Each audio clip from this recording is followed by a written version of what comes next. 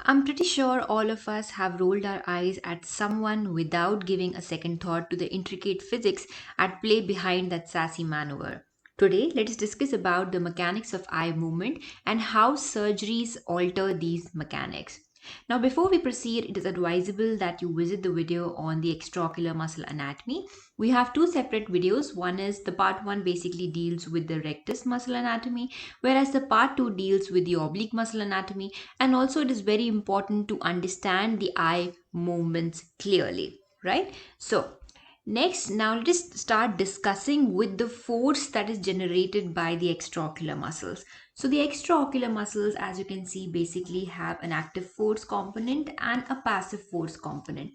The active force is basically generated by the innervation or the nerve supply that is received by the muscle, whereas the passive force depends upon the length or the inherent elastic tension within the muscle, right? So as I told you that the active force basically depends on the innervation, so we know that the third nerve and its branches along with basically the fourth nerve and the sixth nerve supplies the extraocular muscles. So it is this nerve supply which basically generates the active force within the extraocular muscle. Apart from that, the tension within the muscle fibers basically determines the passive force. You can see over here, this is the muscle tension curve, and you can see that on the x-axis we have the muscle slack, and on the y-axis we have the force of the muscle. So basically what happens is that as the slackness of the muscle increases, the tension within the muscle basically decreases, and therefore the force which is generated by such a slack muscle is also less. However, if the slackness is less, that means that the tension within the muscle is more, and therefore the force which is generated by such a muscle is also more. So that was regarding the muscle tension curve. Now the question is, where does this force act on? Now in this video on the extraocular muscle anatomy, we actually studied about the spiral of the locks. So do you mean to say that the muscles are basically acting at their scleral insertions at the spiral of the locks?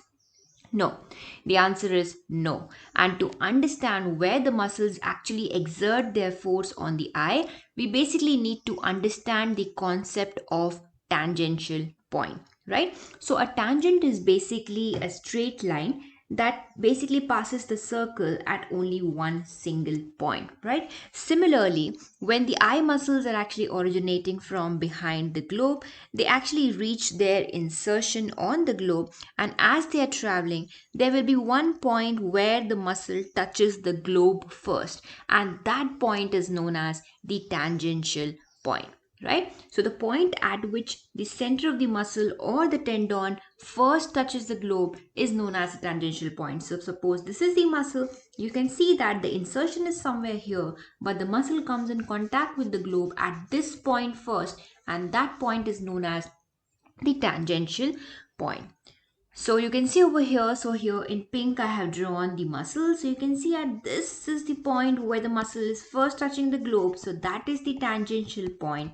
And the tangent to the globe or the tangential point basically determines the direction of the pull of the muscle. So now you know what is the force of the muscle, how is the force in the muscle generated, where exactly is the force being where exactly is the force acting, and also you should know that this tangential point basically determines the direction of the pull. So direction in which the force is going to act is basically across this tangent drawn across the tangential point. Now the same eye, as you can see over here, it is looking straight forward, and this is exactly your tangential point. However, if the eye rotates, you can see that the tangential point, that is the point where the muscle first comes in contact with the globe, is also going to change, right? And since with the movement of the globe, with the contraction of the muscle or with the relaxation of the muscle, the position of the eyeball changes, and therefore the position of the tangential point will also change. So that is one important point that you must remember. And what did I tell you, that where does the muscle act? The force which is exerted by the muscle does not act on the scleral insertion. Okay, this is the scleral insertion, and the muscle force is not acting at the scleral insertion. It is instead acting at this tangential point. And since the muscle force is acting at the tangential point therefore represents the functional insertion of the muscle. Okay, that means we do have an anatomical insertion which is present at the various locations according to the spiral of the locks, but the functional muscle of the functional muscle insertion over here, because that is the point where the muscle is exerting its force, is actually the tangential point, right? Now let us discuss about another concept, and that is regarding the arc of contact. So this is your tangential contact, whereas also we have an anatomical insertion point, which is a scleral insertion. Now, the distance between the tangential point and the scleral insertion point is the part of the muscle which is in close contact with the globe, and that is called the arc of contact. So the arc of contact basically is this arc which is formed between the tangential point and the center of insertion of the muscle at the sclera, right? So this is the scleral insertion, this is the tangential point, and the line joining between them, or the area between them, is called the arc of contact, right? So again, you can see over here that here the eye is looking straight forward and here the eye has rotated. You can see that the position of the tangential point is changing, and as the position of the tangential point changes, also your arc of contact will change, right? So since the position of the tangential point is variable, the arc of contact of the muscle is also going to change as the muscle basically contracts and the eyeball rotates. Now usually it is seen that when the muscle is in the relaxed state, the arc of contact is longest, and when the muscle is basically contracted, the arc of contact is shortest. So also an important point that is often asked by the examiners and also has some clinical relevance is regarding the arc of contact, which is shortest for the medial rectus and longest for the lateral rectus. You can see here that the medial rectus basically comes forward. It comes like this and gets inserted straight into the globe, and that is the reason why it has a shortest arc of contact, whereas the lateral rectus actually has a long course, so it comes in contact with the globe somewhere here but is inserted somewhere here, and therefore the longest arc of contact is that of the lateral rectus. So remember, L for long and L for lateral rectus. Now over here are the various arcs of contact of the muscle. So you can see the medial rectus is 6.33, whereas the lateral rectus is maximum, it is about 30.25. Now let us discuss about another important mechanical term that you might have heard when you study about the extraocular muscles, and oftentimes we find that it is too difficult to understand, but no, it will all make sense. So now let us discuss about the third important parameter or a term, which is the lever arm or the moment arm. So what is this lever arm or moment arm? So the point at which basically your eyeball is rotating is known as the center of rotation, right? And this point we all know is actually your tangential point, where basically a line passing through the tangential point will indicate the direction of pull of the muscle, right? Now if you draw a line connecting the center of rotation, that is a plane which is passing through the center of rotation, and one plane which is passing through the tangential point, and if you draw a perpendicular line joining them both, then that will indicate your moment arm or the lever arm, right? So the moment arm or the lever arm is basically the perpendicular distance from the line of action of muscle, which is here passing through the tangential point, to the axis of rotation. So this is the center of rotation, and if you pass a line like this, that will be the axis of rotation, right? So this line over here, which is perpendicular, this is known as the moment arm. Similarly, for this muscle, the axis, the line of action is this, the axis of rotation is this, and this is the perpendicular. So this is going to be your lever arm, right? So I hope that is clear what is meant by the lever arm or the moment arm, right? So till now, what all did we discuss? So we discussed about the muscle force, which is active and passive. We discussed about the length and tension relationship. We discussed about the arc length, tangent points, scleral insertion, and we also finished discussing about the lever arm, right? Now, Here, let us talk about the rotational force. We know that the eye does not move in a straight line. The movement of the eyeball is basically rotational, and therefore, the force which is acting on the eyeball is also a rotational force and therefore also called as a torque, right? Now, so a contracting muscle produces a force that rotates the globe, and this rotational force on the eyeball that moves the eye is directly proportional to two factors. Number one is the lever arm. Number two is the force with which the muscle contracts, right? So rotational force can be written as force into length of the lever arm and sine theta, right? So here theta is basically the angle between the muscle and the lever arm, and usually this angle is 90 degrees and sine 90 is approximately 1, and therefore we say that the rotational force is directly proportional to the force which is acting, the force of muscle contraction and the lever arm. Now the question is, why is it all important? Why are we actually studying it? So now let us talk about the clinical aspect or the applied aspect of the mechanics that we have studied about. So what if a squint surgery makes a muscle slightly slacker? Okay, so that is called slackening of the muscle. And this slackening of muscle is actually seen in recession. So if you slacken the muscle, what will happen? I told you that the force is going to go down, right? The force or the rotational force on the eye will go down, right? So slackening of muscle basically weakens your muscle. Similarly, if you can somehow tighten the muscle, which is seen in resection and plication and other procedures, then what will happen? The muscle force is going to increase. So tightening of the muscle is basically a strengthening procedure. So now let us understand this with a little bit more details, right? So first we have recession. Now recession is basically a procedure in which the muscle is first disinserted from its original scleral insertion, and then it is actually inserted somewhat posterior to its original insertion. Now, in this process of disinserting and inserting the muscle somewhere behind its original scleral insertion, what is happening is that the muscle is basically becoming more slack, right? So, recession actually has a slackening effect. And because recession has a slackening effect, what is happening? The tension is going down, and the force which is generated by the muscle is also going down. And therefore, what is happening is that recession is actually weakening the muscle, and it is a weakening procedure. Okay, so the muscle tension curves basically here, as the muscle is slackening, the force is going to decrease, and therefore we are weakening the muscle. Similarly, we have another procedure which is the resection procedure. Now, in resection procedure, what we do is we basically are going to actually resect a part of the muscle fiber, and as we resect a part of the muscle fiber, what are we doing? We're basically shortening the muscle. So as we are shortening the muscle, what is happening? The tension in the muscle is going to increase because we have shortened the muscle. The length of the muscle has now decreased. There is less slackening effect. There is more tension, and therefore there is more force which is generated by resecting the muscle or a part of the muscle. And therefore your resection is actually a strengthening procedure.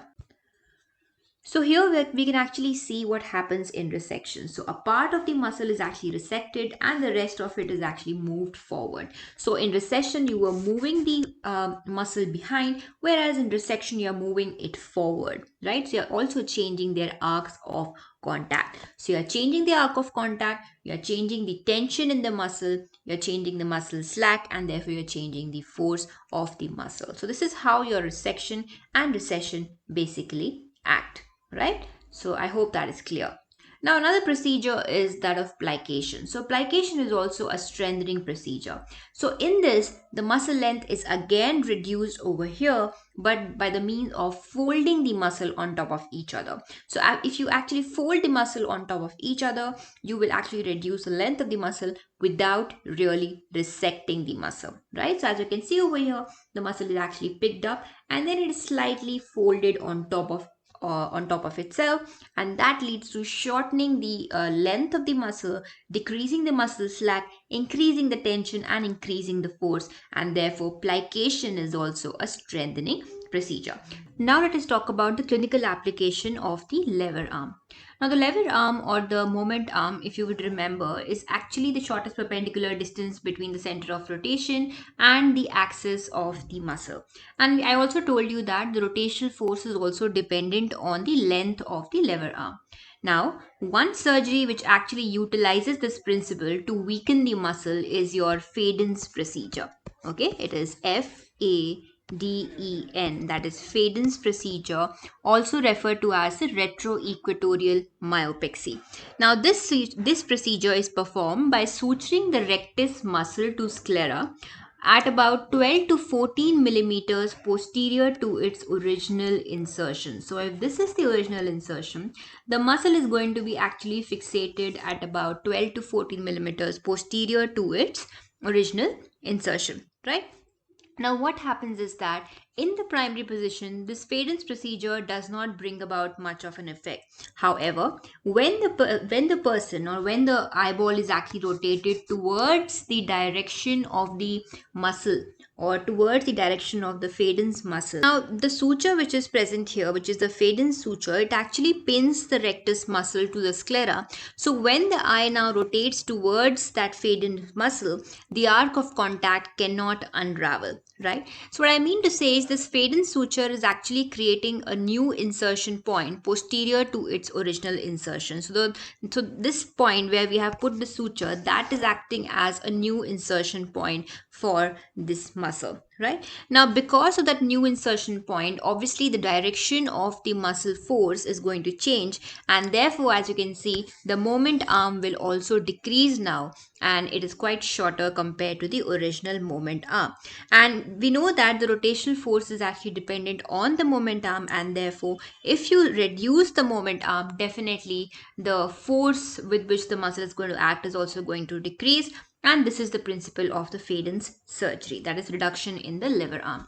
So you can see over here in the primary position, the lever arm does not change much. However, when the muscle actually rotates towards the direction of the action of the muscle on which we have carried out the procedure, so when the eye rotates towards that direction, then the moment arm will get reduced or the lever arm will be reduced, leading to a decreased rotational force and therefore causing weakening effect on the eye. So this is one picture which represents the same. So you can see in the first picture we have the moment arm acting over here, but then we carried out a Faden's procedure and the suture is placed somewhere posterior, because of which the lever arm has actually now reduced in its length, and therefore this muscle will now be weakened, and in order to move this muscle, more innervation is actually required. So that is what is being represented by these four pluses over here.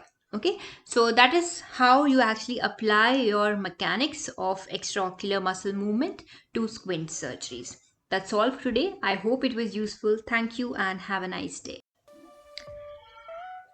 If you liked our content, make sure to subscribe to our YouTube channel. Also, you can actually join our YouTube memberships, and I often get a question as to how do I join the membership. So let me demonstrate that to you now. In order to become a member of Insight Ophthalmology, first you need to watch any video of Insight Ophthalmology. For example, right now I'm watching this video on mastering iris anatomy. So here below the video, you will see there are two buttons. One is a join button and one is subscribe button. So make sure you're subscribed to the channels. Okay, so this is what happens when you subscribe to the channel. And after that, you can see that on the left hand side, there's a join button. So using this join button, you can actually join the memberships. So once you click on the button, you will be able to see that there are 3 levels of memberships which are available, and their perks are actually depicted on the right hand side of the dialog box. So you can choose the membership which is best fit for you, and once you actually choose it, you can click on the join button and then you can do the purchase according to the method which is best fit for you, right? So that's how you actually join these memberships. And often I get a question that people are not able to join memberships, they're not able to see join button over here. So the reason could be either you're not logged in, so make sure that you are logged in into your YouTube account. And the second thing that you need to make sure is that sometimes the YouTube memberships might not be available in your country, because of some security reasons and because of some private policies of YouTube and the government in your country, right? So in those cases, I also cannot help you. I really apologize that I'm not able to help you in that case, right? And for the rest of you who are lucky to see this join button, you can go ahead and click on it. And that's all. I hope it was useful. Thank you and have a nice day.